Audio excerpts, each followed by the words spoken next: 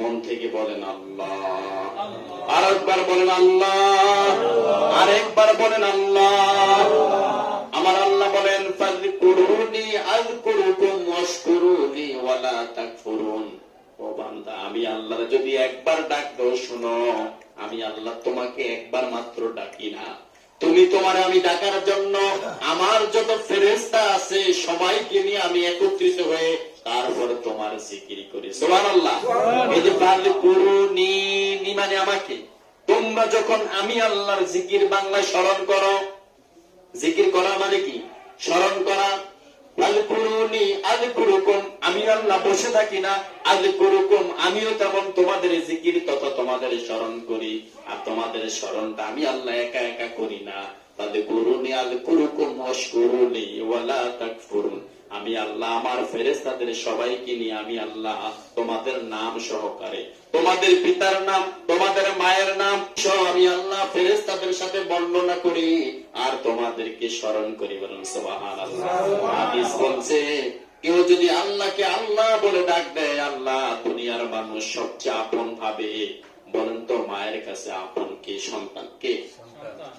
মনে করেন কয়েক বছর বিবাহ হলো, বিবাহ হওয়ার পর সন্তান হয় না, অন্তত 10 বছর পর একটা সন্তান। এমনও কিন্তু আছে 10 বছর 12 বছর পরে সন্তান পেয়ে বলেন তো বাবা মা খুশি? খুশি নি? শুধু খুশি না, অনেক খুশি, অনেক খুশি, অনেক চিন্তা ভাবনা, অনেক আশা আকাঙ্ক্ষার পরে এবার সন্তান এসেছে। সাধারণ পিতা মাতা যতটা আপন মনে করবে, লালন পালন করবে, অন্তত এই বাবা মা তার চেয়ে যত্ন বাড়িয়ে সন্তানের প্রতি কেয়ার রাখবে, খেয়াল রাখবে। আল্লাহ বলে, ও বান্দারা, তোমরা যখন আমি আল্লাহকে ডাকো, শুনো আমি কেমন খুশি হই। খুশির বর্ণনা হাদিসে এসেছে এইভাবে, কোন সন্তানের মা, কোন সন্তানের বাবা, তার কাঙ্ক্ষিত ওই সন্তান যদি কোনো কারণে হারিয়ে যায়, অথবা হারানোর পরে কোন এক সময় আবার 10 থেকে 20 বছর অপেক্ষা করার পরে যদি হঠাৎ করে ওই সন্তানকে কাছে পায়, কেমন খুশি হবে? অনেক খুশি হবে। এমনি তো সন্তান হয় না, আবার সন্তান পাওয়ার পরে 10 বছর হারানোর পরে আবার যখন খুঁজে পায় মা বাবার সন্তান, মা বাবা কোল ঠান্ডা হয় আর 10 বছরের সব কষ্ট ভুলে গিয়ে খুশিতে আত্মহারা হয়। ঠিক কিনা? ঠিক কিনা? আল্লাহ বলেন, হাদিস বলছে, আমার আল্লাহ কোন পথ ভুলা, আল্লাহ ভুলা, ইসলাম ভুলা, অপরাধী গুনাহগার যখন আল্লাহকে আল্লাহ বলে ডাক দেয়, আল্লাহ বলে আমি তার চাইতে লক্ষ কোটি কোটি গুণ বেশি খুশি হই। সুবহানাল্লাহ। এবার বলেন, এর চাইতে দয়ালু আর কেউ আছে নাকি? আজকের বিষয় হলো, আল্লাহ হলো অনেক বেশি দয়ালু। তিনি দাতা, তিনি আর রহমান। দুনিয়াতে তিনি রহমান হিসেবে আছেন। তাহলে এবার আল্লাহর দয়াটা কতটুকু হাদিস বলছেন। এবার বলেন, একটা ছেলে একটা মেয়ে সম্পর্ক করার পরে যে মা বাবা এত কষ্ট করলো, যে পিতা মাতা তার সন্তানের জন্য কলিজা কেটে দিতে পারবে, যেহেতু সন্তান হলো না, আবার হলো 10 বছর পর, আবার 10 বছর পর, আবার 10 বছর পরে পায় না, ফিরে পেল, খুশি হলো। কিন্তু দুর্ভাগ্যক্রমে এই সন্তান যদি সম্পর্কে জড়িয়ে যায়, এত মায়ার বন্ধন ছেড়েও সম্পর্ক টিকানোর জন্য পালায়া যায়, যায় কিনা? তাহলে বুঝুন তো, কতটুকু মায়া দয়া দেওয়ার পরেও সন্তান আরেকটা মেয়ে, একটা ছেলে, একটা ছেলে একটা মেয়ের জন্য চলে যায়। এটা মূলত হলো মায়া, মায়া মমতা জড়ানোর কারণে তারা একজন আরেকজনকে আপন মা বাবা ছেড়ে চলে যায়। এটা যদি মায়ার কারণে হয়, এবার আল্লাহর মায়াটা কতটুকু দেখেন। হাদিস শরীফ বলছে, আল্লাহর মায়া কতটুকু তার প্রমাণ, তার উদাহরণ হলো, এই পৃথিবীতে যত প্রাণী আছে, আমরা মানুষ শুধু প্রাণী নয়, প্রাণীদের অন্তর্ভুক্ত। গরু ছাগল, যার জীবন আছে, যার প্রাণ আছে, তাকে বলা হয় প্রাণী। ঠিক না? তাহলে আমরা মানুষ 850 কোটির মতো। এই 850 কোটি বর্তমান, আগে যারা মারা গেল, সামনে যারা আসবে, কিয়ামত পর্যন্ত যত মানুষ আসবে, লক্ষ কোটি কোটি মানুষ আর লক্ষ কোটি কোটি প্রাণী। এই সমস্ত প্রাণী আর লক্ষ কোটি কোটি মানুষ জীবনের মধ্যে, এই মানুষের মধ্যে, প্রাণীর মধ্যে যত মায়া আছে, সমস্ত মায়া হলো কত ভাগ? আল্লাহ মায়াকে 100 ভাগ করার পর 99 ভাগ নিজের মধ্যে রাখছেন, আর মাত্র 1 ভাগ দুনিয়ার তামাম জীবনের পানির মধ্যে ভাগ করে দিয়েছেন। আল্লাহু আকবার। এই সামান্য লক্ষ কোটি কোটি মায়া সমস্ত জায়গায় একত্র করলে মাত্র 1 ভাগ, আর আল্লাহর কাছে তিনি 99 ভাগ রেখে দিয়েছেন। এর বাস্তব উদাহরণ হলো আল্লাহ জান্নাত বানালেন 8টা, জাহান্নাম বানালেন 7টা। কয়টা?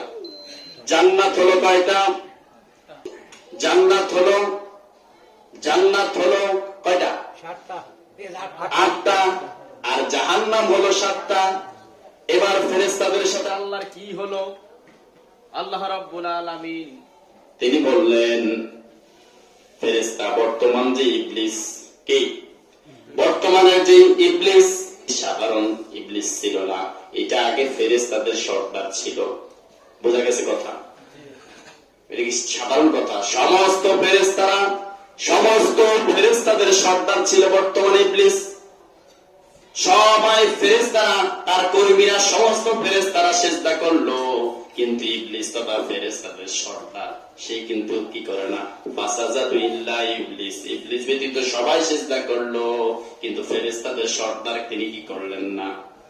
সিজদা করলেন না। তিনি হয়ে গেলেন আবা ওয়াস্তাকবারা ওয়া কানা মিনাল কাফিরিন, সে কাফের হলো। কিন্তু সে ছিল কি? ফেরেশতা নয়, সমস্ত ফেরেশতাদের সর্দার ছিল, শুধু একটা সিজদা অমান্য করে হয়ে গেল ইবলিস। এই জন্য আল্লাহ বললেন, এবার ফেরেশতা আল্লাহর কাছে বললেন, ও আল্লাহ, আমি তো সাধারণ আগে ইবলিস ছিলাম না, এখন তো আপনার লানত আমার উপর পড়ে গেছে, আবা ওয়াস্তাকবারা ওয়া কানা মিনাল কাফিরিন, আমি যেহেতু কাফের অন্তর্ভুক্ত হলাম, চিরদিনের জন্য ইবলিস হলাম, আর আমার জন্য জাহান্নাম ওয়াজিব করে গেল। এখন আমি আপনার কাছে কয়েকটা জিনিস চাইবো, বিশেষ করে 5টা জিনিস চাইবো, আমাকে 5টা জিনিস দেন। কার কাছে চাইলো? আল্লাহর কাছে চাইলো। আল্লাহ, আমি তো ফেরেশতা শুধু ছিলাম না, ফেরেশতাদের লিডার ছিলাম। একটা সিজদা আদমকে না দেওয়ার কারণে আমাকে জড়মের তরে আমাকে কি বললেন, শয়তান হয়ে গেলাম, আর আমাকে যদি জাহান্নামে যেতে হবে। অতএব আমি কয়েকটা জিনিস চাইবো, আমাকে দিতে হবে। আল্লাহ বললেন, চাও কি চাইবা? প্রথম বলেন, আমাকে হায়াত দিতে হবে অতদিন পর্যন্ত যতদিন আপনার এই বনি আদমের সন্তানরা পৃথিবীতে বিচরণ করবে, থাকবে। যে আদমকে সিজদা না দেওয়ার কারণে আমাকে জাহান্নামে যেতে হবে, আমার সব সারা জীবনের 80,000 বছরের ইবাদত সব নষ্ট হয়ে গেল। ফেরেশতাদের সর্দারের দায়িত্ব থেকে বাদ দিয়ে দিলেন। অতএব আমাকে হায়াত দিবেন অতদিন পর্যন্ত, আদমের সন্তানের হায়াত থাকবে যতদিন। দ্বিতীয় নম্বর হলো, আমাকে রিজিকের ব্যবস্থা করতে হবে। যতদিন আপনার আদম থাকবে, আদমের সন্তানরা কিয়ামত পর্যন্ত আমাকে হায়াত দিতে হবে। 3 নম্বর হলো, আল্লাহ আমাকে এমন একটা শক্তি দিতে হবে। 5টার মধ্যে 3টা উল্লেখ করছি। এমন একটা পাওয়ার দিতে হবে